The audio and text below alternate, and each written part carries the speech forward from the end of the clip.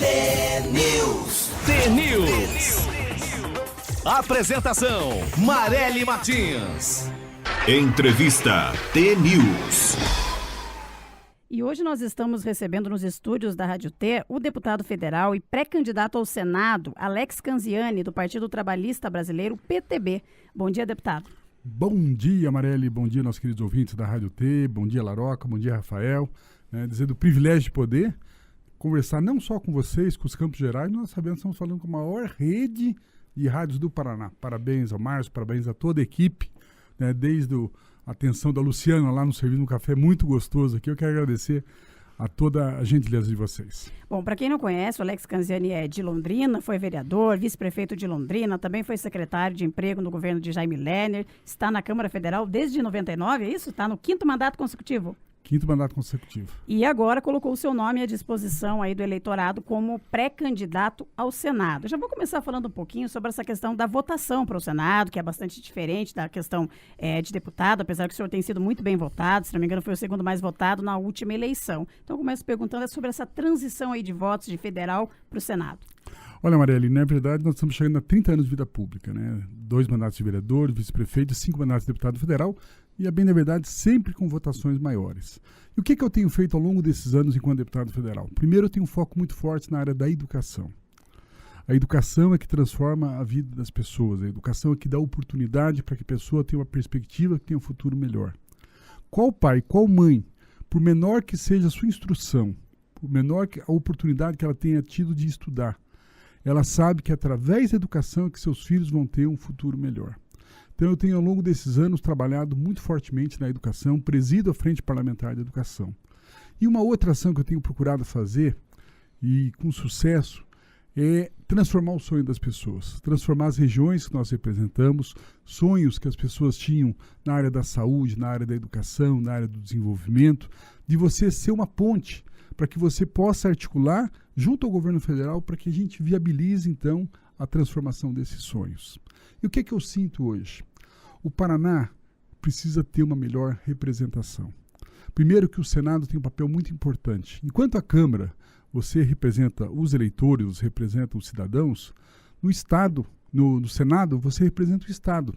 Tanto é que nós temos 3 senadores para cada estado, independente do tamanho, e a bancada, sim, de deputados, ela varia conforme a questão da quantidade de pessoas e eleitores que nós temos em cada estado. E o senador ele tem um papel muito importante, e mais do que isso, ele tem uma representatividade muito importante.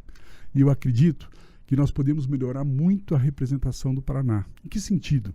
De termos senadores que possam estar junto com o governo do estado, e aí independe quem seja o governador ou a governadora, quem seja o próprio presidente da República, mas que possa ser um elo, que possa ser uma ponte para que a gente viabilize os projetos importantes para o estado do Paraná. E esse é um problema, deputado, que o senhor está destacando, até vou interromper um pouquinho, porque aqui no Paraná tem essas brigas aí entre os senadores, e todo mundo sabe disso, é um que não se dá com o outro que não se dava com o Beto Richa, e aí o Paraná é prejudicado por conta dessas divergências políticas. Exatamente. Então pensam nos projetos políticos, pensam na questão eleitoral, pensam na questão do partido, mas, infelizmente, o Paraná é deixado de lado. E é coisa que eu não vejo, Laroca, em outros estados.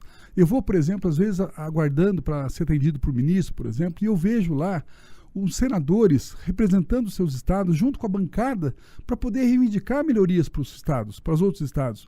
E no Paraná não acontece. A própria governadora Cida Borghetti esteve por 2 vezes em reunião com a bancada lá em Brasília.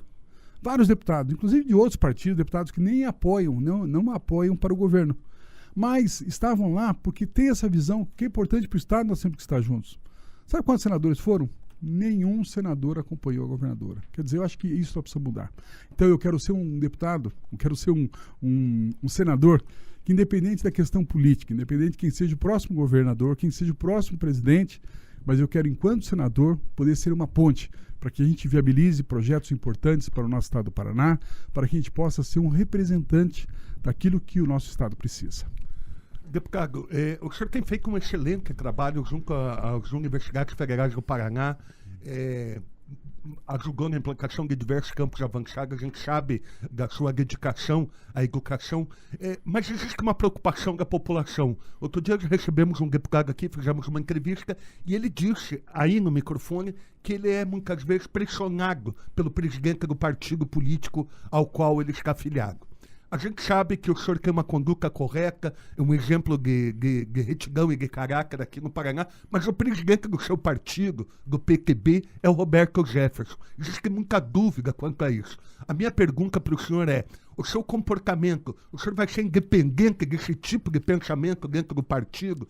Porque a gente sabe que os presidentes de partido hoje têm uma força muito grande, coercitiva, em cima de deputados e senadores. Como é que vai ser o seu comportamento lá no Senado da República, deputado? Olha, Aroca, primeiro mostra, né, a tua visão política, né? Você que já foi vereador aqui, uma liderança importante agora no rádio, mas você que tem uma visão política muito forte. Isso acontece realmente. Né? Tem partidos que quem manda é o presidente. Tem uma candidata, inclusive, que quer ser uma pré-candidata aqui no Paraná e já disseram que o presidente não vai deixar ela ser. Né? Agora, eu ao longo desses anos, né, eu construí sempre uma pauta muito independente daquilo que eu acredito que seja melhor para o Paraná, daquilo que seja melhor para as nossas atuações. Então, nunca houve cerceamento por parte do partido nacionalmente. Eu sempre tomei as melhores posições aqui com relação ao próprio Estado também. Jamais houve uma ingerência com relação à nacional, dizendo, olha, lá você tem que apoiar candidato A, B ou C. As próprias posições nossas no Congresso. Então, isso não tem influenciado de forma alguma. Eu tenho uma relação de respeito, né, mas eu tenho as minhas próprias posições. Então, com relação a mim, isso não vai afetar de forma alguma. Se não afeta como deputado, muito menos ainda vai afetar enquanto senador. Vou tomar as posições que sejam melhores para o Paraná e para o Brasil. Nós tivemos, é claro, várias votações polêmicas na Câmara Federal, principalmente aquelas que envolveram as denúncias de corrupção do presidente Michel Temer, do MDB. Em relação às denúncias, né, o processo foi arquivado dentro da Câmara Federal e o senhor votou favorável ao arquivamento da denúncia, ou seja, contrário à investigação naquele momento do Temer. Mas o senhor não acha que é complicado para o Brasil ter um presidente como o Temer, com tantas denúncias de corrupção e com vários indícios de que essas denúncias são verdadeiras e mesmo assim o senhor votou para que a denúncia fosse arquivada? Obrigado, Marielle, pela sua pergunta. Né? Primeiro, eu votei a favor do impeachment da presidente Dilma. E por quê? Na minha visão, a presidente naquela época ela não tinha a menor condição de continuar levando o país. Né? A economia estava em frangalhos, estava completamente em declínio, né? Uma situação muito ruim e, na minha visão, faltava a ela a questão da base para poder fazer com que implantasse medidas para poder reverter a situação. Então, na minha visão, o melhor para o país naquele momento seria retirar a presidente Dilma. Quando houve a questão do processo contra o presidente Temer, a bem da verdade, quer dizer, nós não absolvemos o presidente Temer. O que foi dito? Não se faz agora, não se afasta o presidente, deixa com que ele termine o mandato e vai terminar daqui a poucos meses, e tão logo termine o mandato, ele pode ser processado, ele pode ser preso, ele pode ser o que ele vai pagar por aquilo que fez. O que foi o pensamento nosso naquele momento? O país estava melhorando a sua economia, e melhorou. Ainda nós precisamos melhorar muito mais. Houve agora alguns problemas nos últimos meses, né? Então nós não vamos ter o crescimento que se esperava no começo do ano, mas houve uma melhora da economia, sim, né? Os indicadores mostram isso. Então, naquele momento, na minha visão, nós tirarmos o presidente mais uma vez e não sabíamos, inclusive, quem que seria colocar lá no lugar dele, eu acho que seria um trauma a mais e isso poderia ainda mais piorar a situação no país. Então, ele não foi absolvido, pelo contrário, ele vai pagar por isso. Então, logo termina o mandato, no final do ano agora ele pode ser, volto a frisar, processado, preso e vai pagar por aquilo se é que ele fez. Para as pessoas que estão nos ouvindo, deputado, a sua tendência com relação à presidência da República e governo do Estado do Paraná, o senhor caminha junto com quem nessa caminhada? Olha, Laroca, eu cheguei a conversar com o partido o seguinte. Primeiro, aqui no Paraná, nós vamos estar com a governadora Cida Borghetti. Estamos com ela, né, fazemos parte junto da chapa. Tenho andado, inclusive, com a governadora Cida. E eu vejo a maneira como ela atende as pessoas, a maneira como ela se relaciona não só com as lideranças, mas o cidadão comum também, as ideias que ela tem para o Estado, as atitudes que ela vem tomando, né? Por exemplo, essa questão do pedágio. Eu acho que ela teve uma atitude muito correta, quando ela primeiro noticia que não vai haver renovação dos pedágios. E mais do que isso, ela vai fazer toda a referência da próxima licitação que nós vamos ter.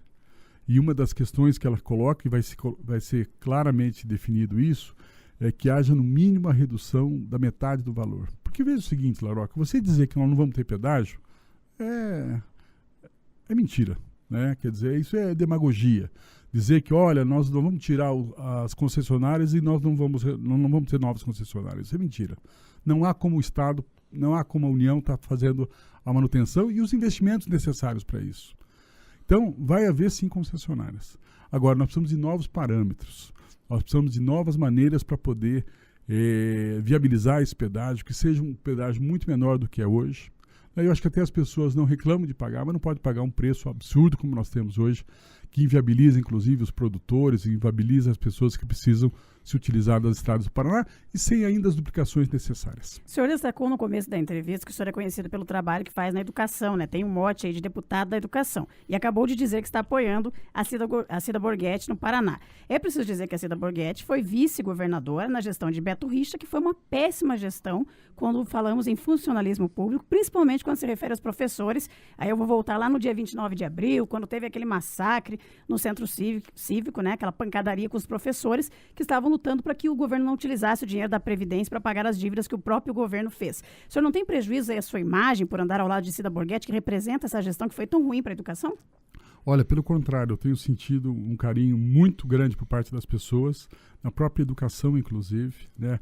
A secretária Lúcia Cortez, que é de Londrina, por sinal, uma pessoa que nós temos um relacionamento muito grande também, tem tido um excelente relacionamento com os professores, né? Nós temos discutido pautas importantes.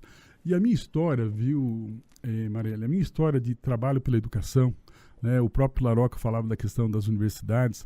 A semana passada nós tivemos um avanço importante para as universidades, que é a questão, principalmente das universidades federais, de como você contabilizar a questão de recursos que elas conseguem viabilizar através da venda de serviços que as universidades fazem. Isso é um problema seríssimo e nós conseguimos aprovar isso lá. Até uma emenda minha, uma das pessoas que apresentou essa emenda fui eu, né, para poder ter avanço para as universidades.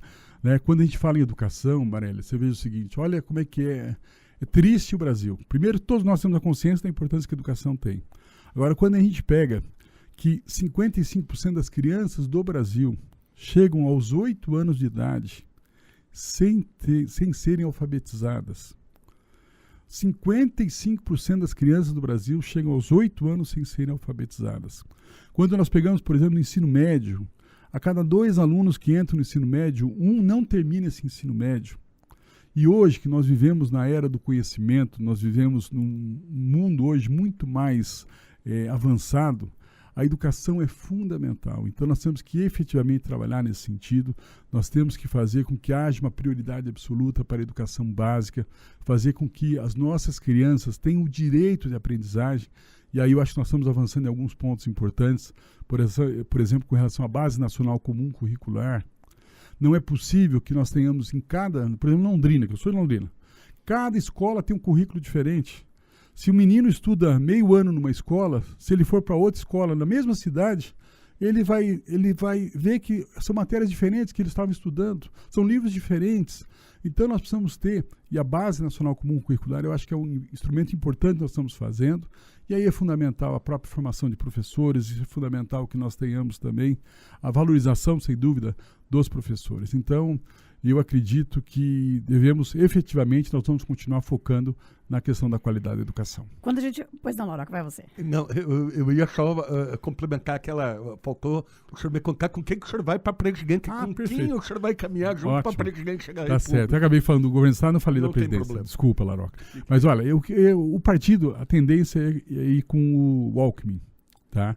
Mas eu já falei, até para você mostrar a minha independência, eu já falei e já eu apoio o Álvaro Dias como candidato à presidência da República, por ser um paranaense, uma pessoa digna, uma pessoa correta, e eu vou estar com o Álvaro Dias nas eleições para a presidência da República. Nós estamos conversando com o deputado federal e pré-candidato ao Senado, Alex Canziani, do PTB. Claro que tem algumas pesquisas aí já mostrando o cenário na disputa do Senado. Eu vou destacar uma aqui que foi divulgada no dia 29 de junho, da pesquisa Radar, registrada pelo PR 04595 de 2018. E nessa pesquisa aqui, nós temos o Roberto Requião liderando com 25,9% e o Beto Richa com 21,6% na segunda posição. Depois vem Rubens Bueno, aí tem o Não Sabe ou Não Responder, o delegado Francisquini, mas o nome do senhor aparece ali quase são 10 nomes, né? O senhor está aqui na 7ª posição com 6,2%. Como reverter esse número e partindo do ponto de vista que temos pouco tempo aí até outubro? Perfeito, Marielle. Primeiro, né, na verdade, houve uma outra pesquisa logo depois, e aí meu nome está interessado, até porque o Rubens, que é meu amigo, um excelente deputado, não é candidato. Então, eu acho que o Instituto primeiro colocou nomes que nem candidatos são. Então, eu acho que esse quadro vai se definir realmente a partir do dia 5, quando nós soubermos efetivamente quem são os candidatos. E olha, Marielle, primeiro que eu tenho uma alegria muito grande de poder percorrer o Paraná, de trocar ideias, de poder ouvir as demandas das pessoas. E a eleição de senador é o último voto que as pessoas vão escolher, vai ser o senador. Escolhe primeiro o presidente, escolhe o governador, aí os representantes, deputados federais, estaduais. O último voto que as pessoas vão escolher é exatamente o de senador. E muita gente não sabe que são 2 senadores, inclusive, que nós vamos escolher esse ano. Então, o que eu vejo?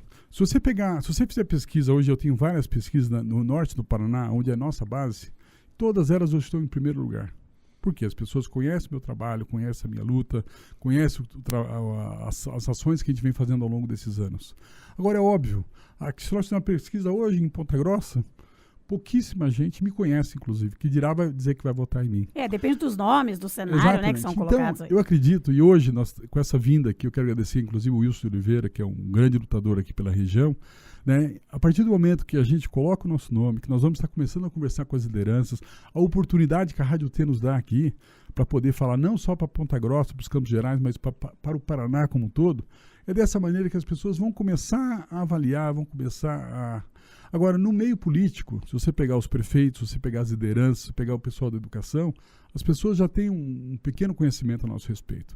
Então, eu não me desestimula, pelo contrário, né? Eu acho que nós temos uma condição muito boa para poder conversar com as pessoas, para poder ouvir as pessoas, colocar o nosso nome, e eu confesso que eu estou muito entusiasmado com a perspectiva de poder ser um senador pelo Paraná, até porque que são os nossos principais, teoricamente, concorrentes. São 2 ex-governadores, um senador que está aí há tantos anos também, e é óbvio que eles têm um nível de conhecimento muito maior.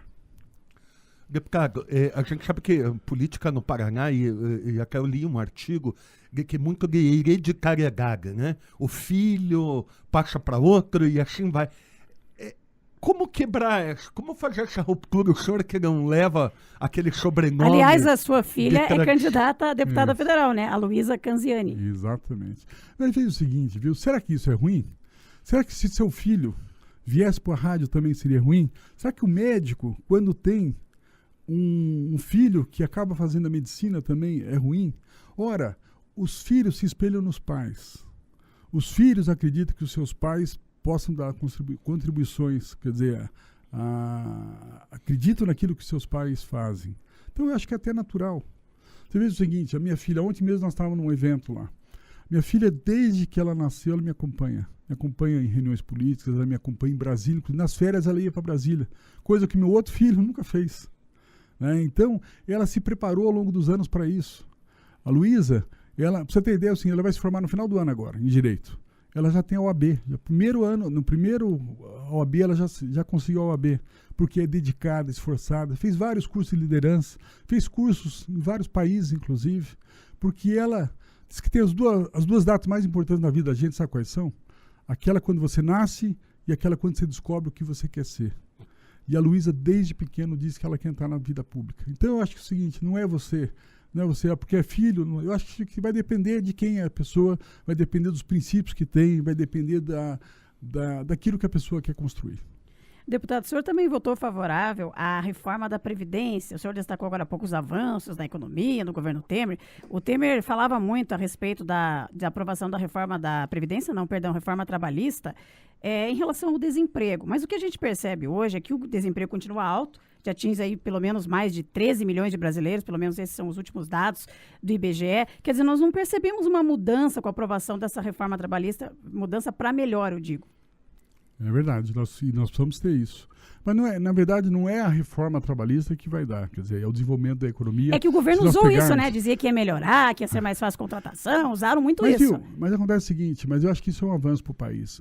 Marielle, eu acho o seguinte, nós temos que ter algumas pautas para o país que a gente não pode... ou você faz de uma forma populista, de uma forma demagógica, ou você encara a realidade que o mundo está vivendo. Né? Na minha visão, a reforma trabalhista foi um avanço para o país. Né? E isso vai ser sentido ao longo dos anos. Tá? Quando você fala, por exemplo, da questão da reforma da Previdência, ora, o Brasil está vivendo mais, as pessoas têm mais qualidade de vida. Né? Nós vamos ter que encarar isso. O próximo presidente da República e o candidato à presidência que disser que não vai procurar fazer uma reforma da Previdência é mentira. É mentira, porque isso daí é demagogia. O Brasil precisa encarar certas coisas. Existe o discurso fácil de você falar aquilo que muitas vezes as pessoas querem ouvir, mas nós temos que ter a responsabilidade de fazer aquilo que o país precisa. Então nós precisamos fazer reformas importantes, nós precisamos fazer reforma tributária no país, nós precisamos fazer reforma política no país, nós precisamos fazer uma série de reformas, e isso é natural. Porque o país muda, o mundo muda e nós temos que mudar também. Então, eu acredito que foram passos importantes que o Brasil precisa tomar e que vamos ter que tomar outros passos. E eu espero que o próximo presidente tenha essa visão e, mais do que isso, tenha a capacidade de poder unir o Congresso em busca dessa mudança que o Brasil precisa. Temos ouvintes participando conosco, ouvindo a entrevista aqui do deputado Alex Canziani. O Olívio disse o seguinte: sobre a hereditariedade na política, temos que lembrar que José Richa foi um excelente governador. Eu não era nascido nessa época, ele diz, mas me contaram isso. Agora, o Beto Richa já não se pode dizer a mesma coisa. Só foi a opinião do ouvinte, né? Tá certo. Não, agora você vê o seguinte, não é porque o pai é bom que o filho vai ser ruim, não é o contrário também. Né? Quer dizer, eu acho... Você tem excelentes médicos que os filhos foram até melhores e não necessariamente foram melhores que o pai. Acho que vai depender de cada um. Para encerrar, deputado, o senhor acha que com toda essa turbulência aí do cenário que nós estamos vivendo no Estado, e citando, não tem como não falar aqui da questão do Beto Richa, que é pré-candidato ao Senado, está aí despontando nas pesquisas junto com o Roberto Requião, mas que tem sérios problemas aí de denúncias de corrupção. O senhor acha que isso pode favorecer até mesmo a sua vitória aí, nessa disputa ao Senado? Olha, Marielle, eu acredito o seguinte, eu quero levar a minha campanha falando do que eu pretendo pelo Estado, da minha maneira como eu vou atuar, e vai caber à população julgar, vai caber a cada eleitor avaliar o quadro e votar naqueles que sejam os melhores para o Paraná. Então, cada um que defenda as suas posições, cada um que se defenda se houver acusações, mas eu quero falar do meu nome, quero falar do trabalho que eu venho fazendo ao longo dos anos, quero falar que eu quero ser um representante do Estado do Paraná, lutando pelo Paraná, lutando pela educação, lutando por melhores perspectivas para a nossa gente. Nós conversamos com o deputado federal e pré-candidato ao Senado, Alex Canziani, do PTB. Gostaria de agradecer a sua participação aqui, deputado, no TNews, e um bom dia. Muito obrigado, Marielle, um privilégio muito grande. Agradecer também ao Laroca, parabéns, Laroca, pela sua atuação também. Agradecer ao Rafael e toda a equipe da Rádio T. E um bom dia a todo o Paraná. Muito obrigado pela oportunidade.